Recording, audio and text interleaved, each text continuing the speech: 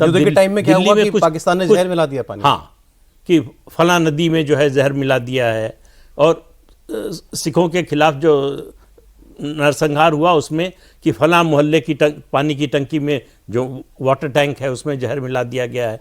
ऐसे भी परिवार थे जो 24 घंटे 36 घंटे बिना पानी के रहे इस अफवाह के कारण।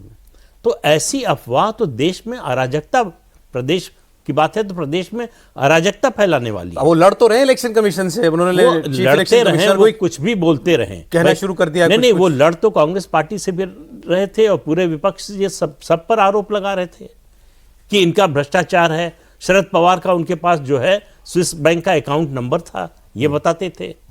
तो उसको कभी साबित किया क्या? ये भी आज बोला प्राइम मिनिस्टर ने कि अब दिल्ली को तकरार वाली नहीं तालमेल वाली सरकार चाहिए। बीजेपी इस बात को भी इशू बना रही है। जो शिकायत आम आदमी पार्टी की है एक्चुअली कि हमें काम नहीं करने देते, बीजेपी उसको अपने फेवर में बुनाने की कोशिश कर रही है कि ये तो यही करते रहेंगे।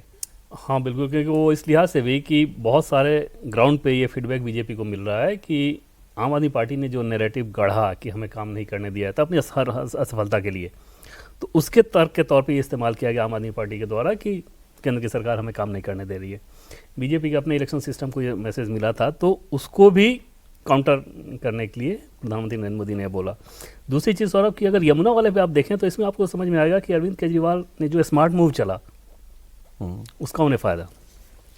हमें सोर्सेज के द्वारा जो जानकारी मिली, पंजाब में जो बाबा साहब के स्टैचू को तोड़ा गया, इस बात को लेकर वो दबाव में थे क्योंकि दिल्ली में कम से कम 12 सीटें ऐसी हैं जो कि एससी डोमिनेटेड है, और वहाँ पर उनको ये चिंता हुई कि अगर यही नैरेटिव चलते रहा तो फिर दिक्कत हो सकती है। यमुना के मसले पे देखें तो कहीं से उनको नुकसान इस लिहाज से नहीं हुआ कि यमुना पे तो ऑलरेडी वो बैकफुट पे है। वो तो सबको ही मान रहा था ना कि भाई वो तो खुद ही मान चुके थे, बाकी वो क्या मानना था। इस नैरेटिव में उन्होंने बीजेपी को भी खींच लिया कि बीजेपी को भी एक सफाई देना पड़ा कि हरियाणा के मुख्यमंत्री जा रहे हैं, पानी पी रहे हैं, नहीं पिए, आचमन किए, नहीं किए।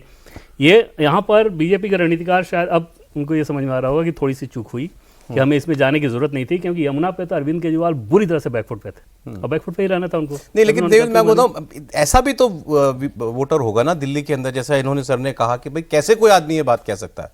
सुनने में मुझे भी पहली बार स्ट्राइक हुआ, ये कैसे बोल सकता है कोई कि भाई जहर मिला दिया पानी के अंदर आपके, तो वो भी तो छिड़केगा ना। अगर वो ये कहते कि यमुना की सफाई इसलिए नहीं कर पाए कि हरियाणा ने सहयोग नहीं किया, तो ये बात कोई भी मान लेता, बहुत से लोग मान लेते।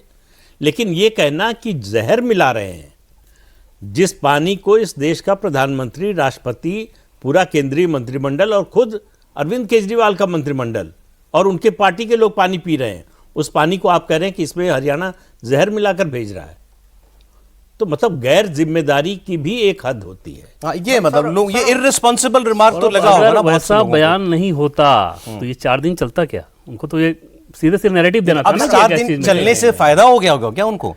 नहीं चला ना अम्बेडकर वाला, उस पर किसी कोई चर्चा ही नहीं कर रहा है। बीजेपी खुद उस पर वैसे आक्रामक नहीं हुई, वरना सफाई देते थे हालत खराब होती। लेकिन यमुना मुद्दा बन गई ना, तो यमुना पे तो ऑलरेडी बैकफुट पे है, तो वहां पे एक उन्होंने अपना क्रिएट किया ना विंडो कि चलो तुमने भी गलती की।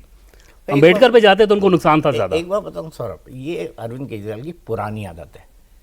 उनसे पूछो दक्षिण तो बोलेंगे उत्तर, उनसे बोलो पूछो कि गीता तो बात करेंगे बाइबल की। अरे भाई कहाँ से आ गई Z+2 सिक्योरिटी लेने वाली बात? एक दिन उन्होंने रामलीला में बोल दिया कि मैं मान हो सकता है वो स्लिप अप टंग है, लेकिन उसको भी वो मुद्दा बना के ले गए कि भाई वो मारीच जो है वो सोने का दीजिएगा कि वो डिजाइन से बोला था। मैं उसको डिजाइन नहीं मान रहा हूं, पर वो इसी तरह की राजनीति करते हैं।